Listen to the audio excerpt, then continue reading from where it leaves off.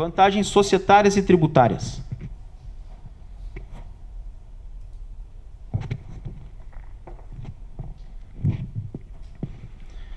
Agir como acionista cotista principal das empresas afiliadas ou controladas, tendo a gestão global do negócio, que é o que a gente está conversando aqui.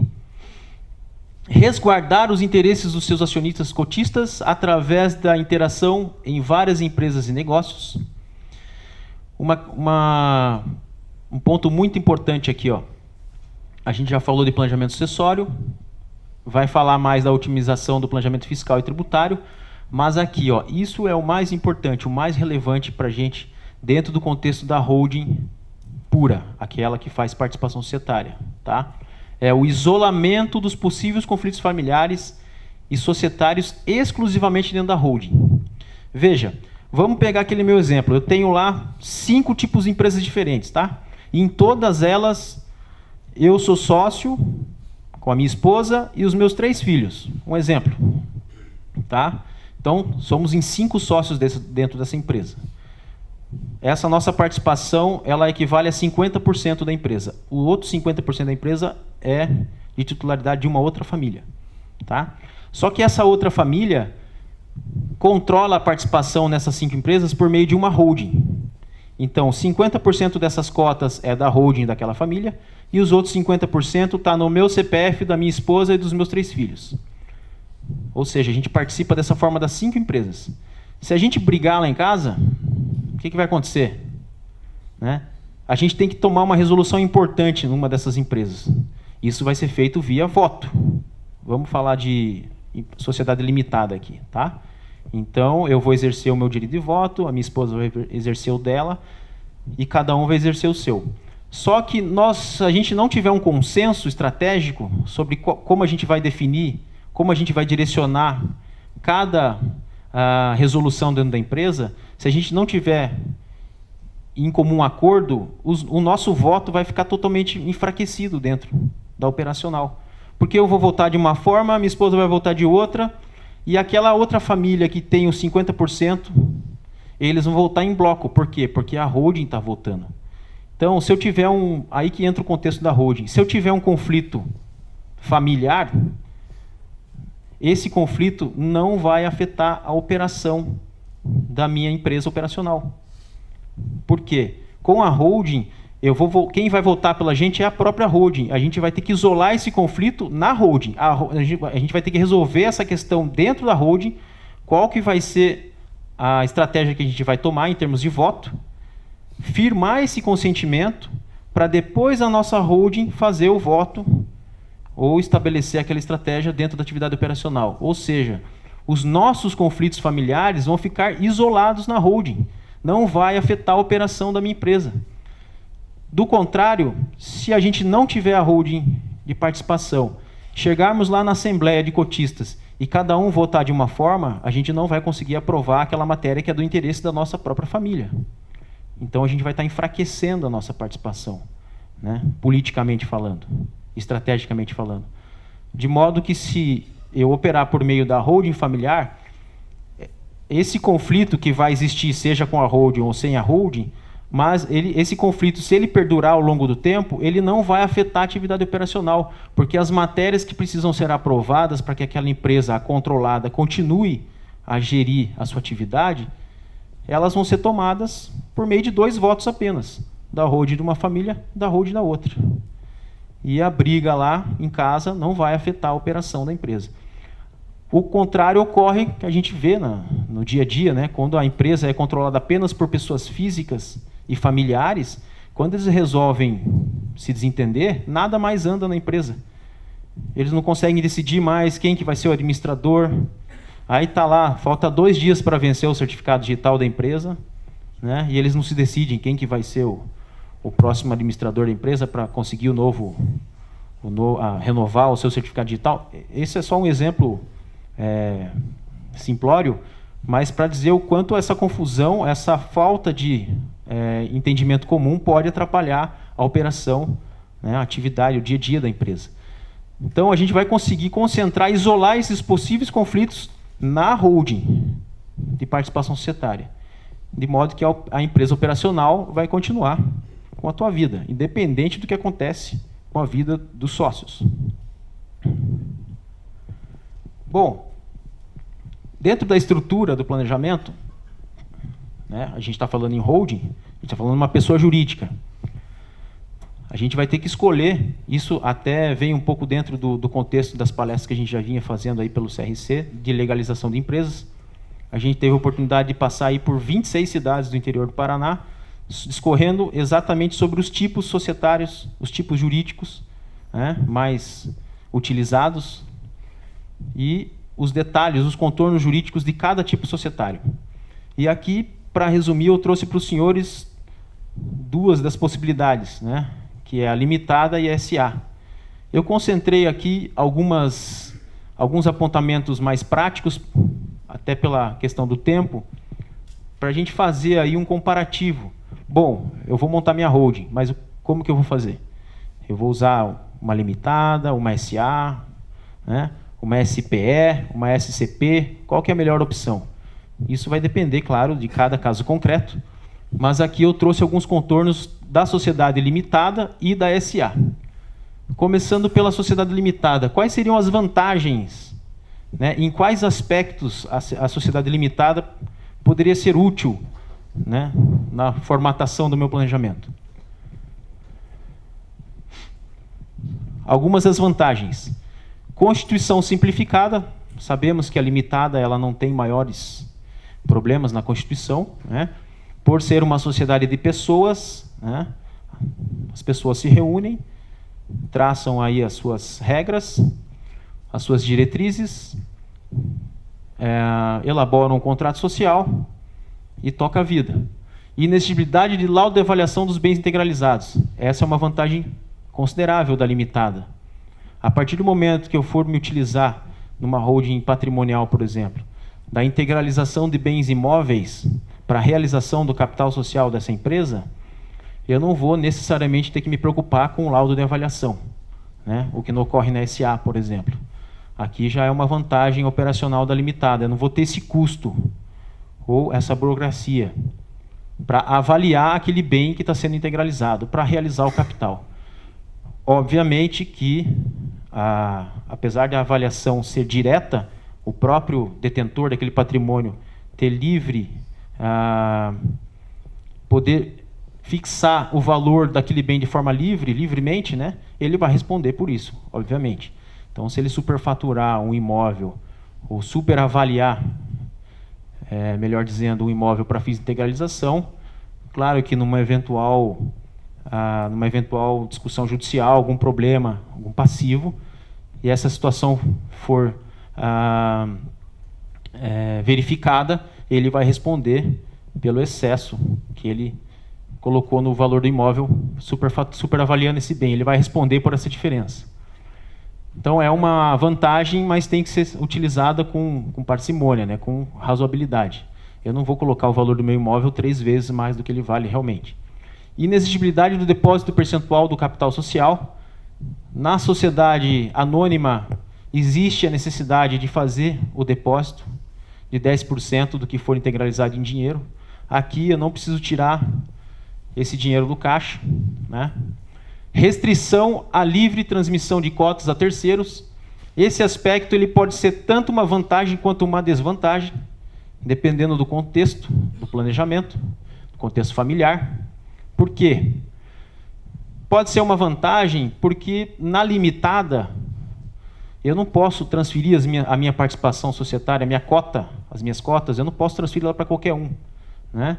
E nós estamos falando de uma holding familiar, onde o patrimônio é da família. A gente não quer interferência de terceiros, né? Nem de agregados, muito menos de terceiros, né? Então, o que acontece? Se tiver algum desentendimento entre os donos ali das cotas, os proprietários das cotas, os herdeiros, no caso, vamos pegar lá, os 3 irmãos são sócios daquela holding familiar. Eles se desentenderam e um deles quer pegar a parte dele e ir embora, tá? Ele não vai poder simplesmente sair na rua e falar, ó, tem um sujeito ali querendo pagar 3 vezes mais do que vale as minhas cotas, eu estou vendendo para ele. Não, primeiro que você tem que dar o direito de preferência, né, para os outros sócios. E segundo, que pela característica da sociedade limitada ser uma sociedade de pessoas, ou seja, ela depende desse vínculo entre os sócios, né? O princípio da Facts Societatis, que é o quê? É o que permeia a sociedade limitada. Para eu ser sócio de alguém numa sociedade limitada, eu preciso conhecer essa pessoa, confiar nela, saber, né, a ficha criminal dela, o passado dela, enfim. Eu não vou abrir sociedade limitada com qualquer pessoa. Então, a legislação traz essa proteção para manter esse vínculo entre os sócios. Ou seja, para eu transmitir a minha cota para terceiros, eu tenho restrições. É possível, mas tem que ter a concordância dos meus sócios. O que não ocorre na SA, por exemplo. Na SA, por ser uma sociedade de capital, o que circula é o capital. As pessoas são irrelevantes. Tanto é que as ações podem ser negociadas, enfim, livremente negociadas. Então, restrição à livre transmissão de cotas a terceiros. Pode ser uma proteção. Inexigibilidade e distribuição de lucros. Interessante. Eu posso reinvestir isso na empresa, não tenho necessariamente, não tem nenhuma regra na legislação civil da limitada que me obrigue a distribuir lucros. Na SA, já não é assim. Na SA, o acionista preferencial, ele tem, né, a prerrogativa de receber preferência na distribuição dos lucros. Inexigibilidade de publicação de balanços, o que traz aí uma certa privacidade para essa holding constituída por meio da sociedade limitada. Aqui eu relacionei algumas desvantagens da sociedade limitada. Maior visibilidade dos cotistas, porque, é claro, a partir do momento que a empresa for constituída via Empresa Fácil Paraná e for devidamente registrada, torna-se público, né? Então, qualquer pessoa pode entrar lá no site da Junta Comercial. Em breve isso vai ser possível. Você entrar lá, digitar o nome da empresa. Hoje, até no CNPJ, na Receita Federal, você já consegue acessar o quadro societário, mas na Junta Comercial você consegue ter mais detalhes, né? Inclusive da quantidade de participação, dos bens que foram integralizados. Na Junta Comercial de São Paulo já é possível, por meio da Jusesp Web, já faz um tempo, que a mesma sistemática que a Junta Comercial do Paraná está implementando com a Empresa Fácil Paraná.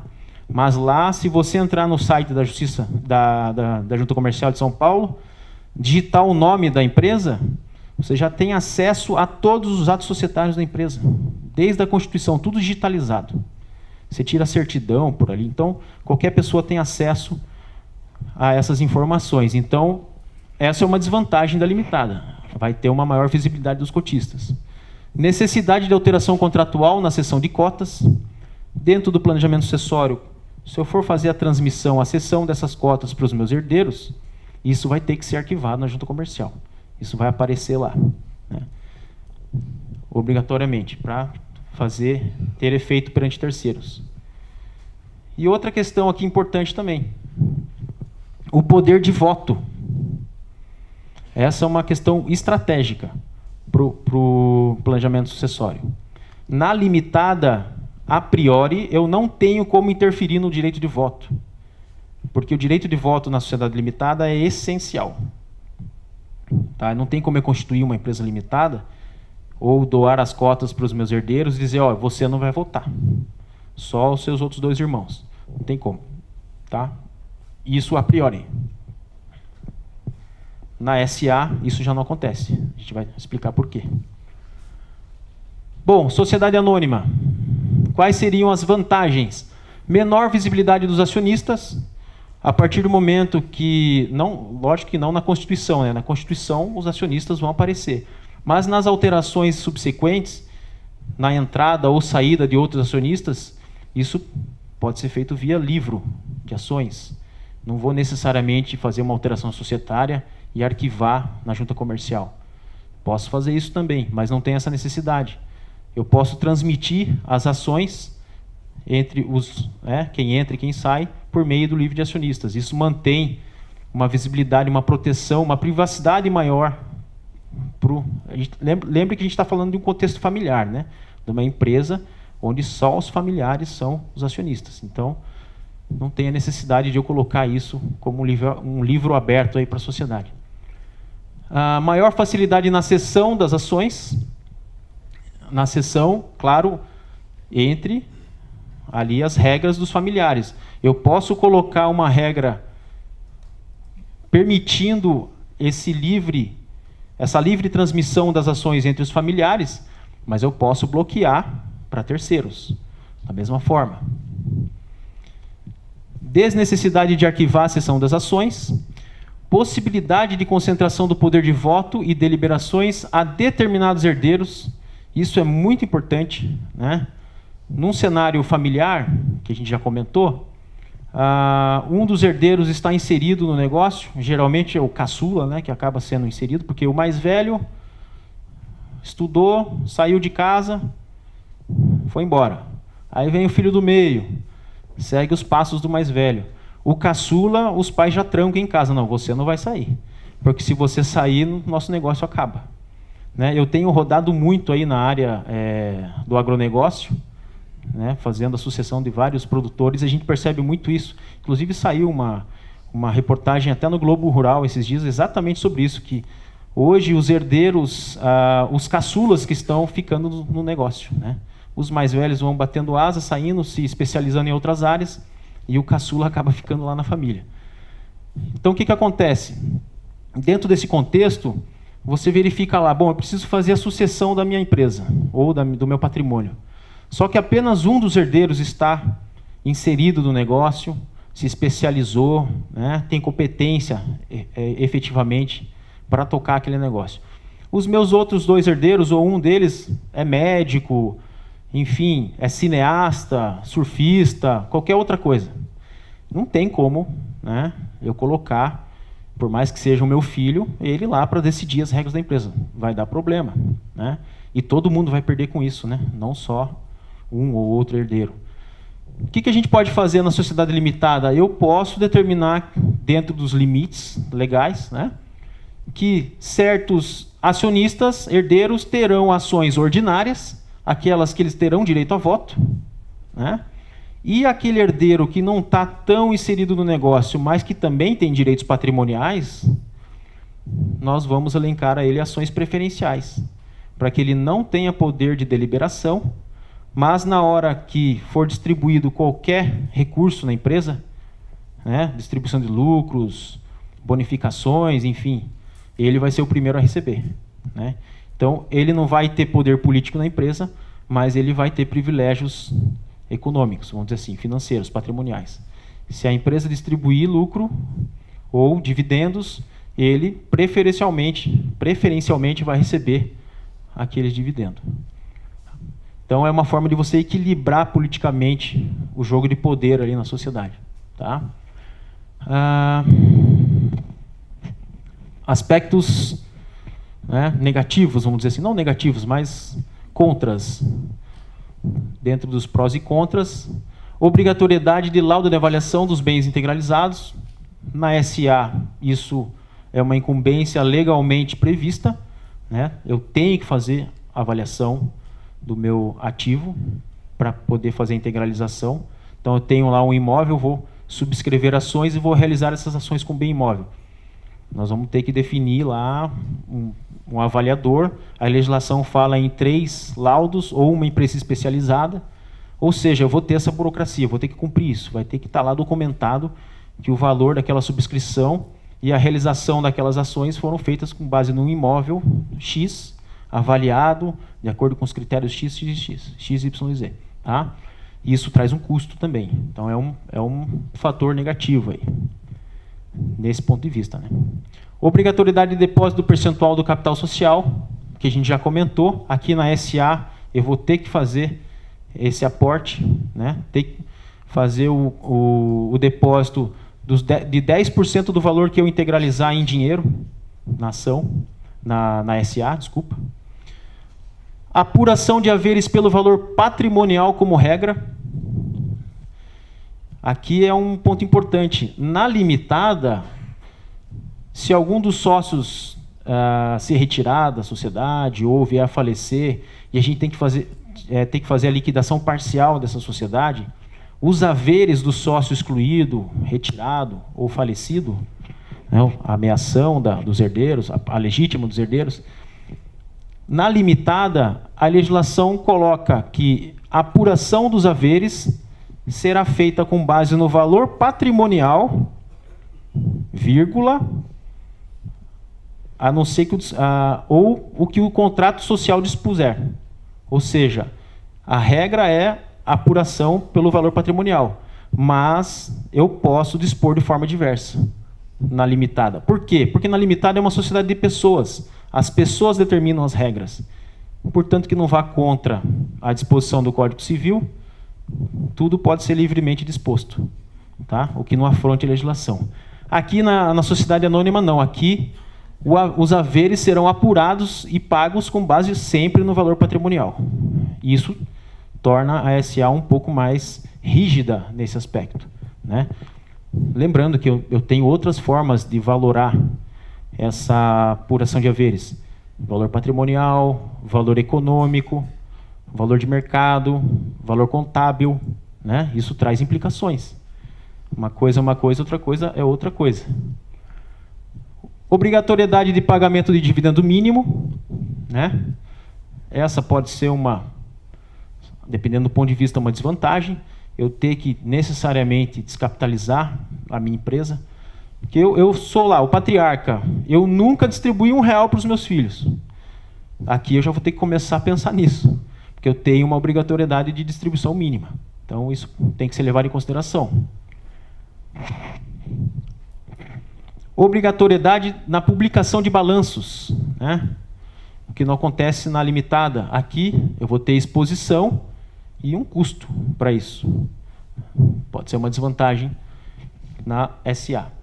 Então, aqui a nossa intenção era colocar de forma básica, de forma prática e de forma bem direcionada ao nosso assunto hoje, os prós e contras de cada um dos tipos societários.